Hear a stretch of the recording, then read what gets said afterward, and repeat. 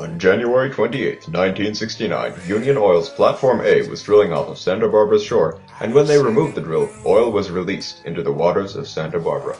After Platform A was evacuated, the drill that had caused the spill was put back into the hole it had drilled. This temporarily blocked the oil spill, but soon after, oil began to arise from the surrounding ocean floor.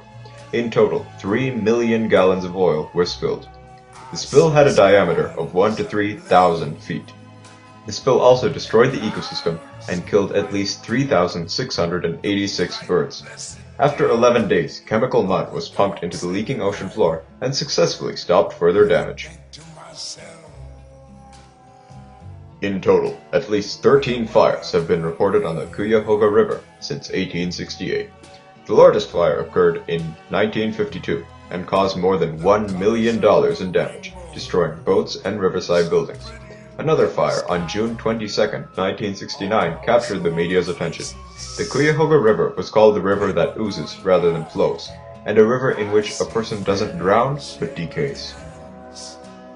In the 1960s, Cleveland, Ohio, Detroit, Michigan, and Buffalo, New York were all growing cities that were very industrialized. All of these cities' steel plants, oil refineries, paper mills, and sewage plants were pumping their waste into Lake Erie. It was also soon discovered that there was salt lying beneath Lake Erie. Thus, salt mines soon appeared, which were also hurting the ecosystem. By 1970, Lake Erie was called dying. Fishing in Lake Erie was suspended due to the fish being contaminated with mercury. Gaylord Nelson was a senator from Wisconsin, serving from 1963 to 1981. Nelson was also an environmental activist. After witnessing the Santa Barbara oil spill in 1969 and being inspired by the student anti-war movement, Nelson called for a day of recognition of the environment and its destruction. On April 22, 1970, more than 20 million Americans participated in the first ever Earth Day, including about 2,000 colleges.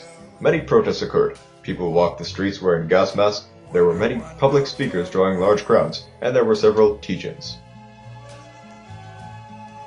Earth Day was expected to have a relatively small turnout, but with 20 million participants, Earth Day was a great success and brought environmentalism to the front of the governmental agenda. In December of 1970, the Environmental Protection Agency, or EPA, was born. The EPA broadened the Clean Air Act in 1970 and passed the Endangered Species Act in 1973.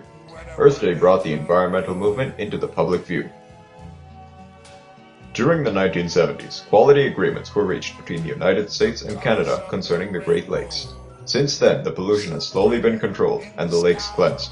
Levels of phosphorus and DDT have both significantly dropped.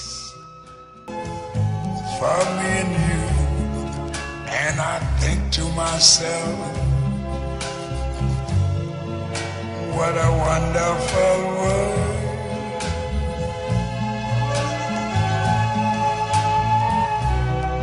I see skies of blue and clouds of white, the bright blessed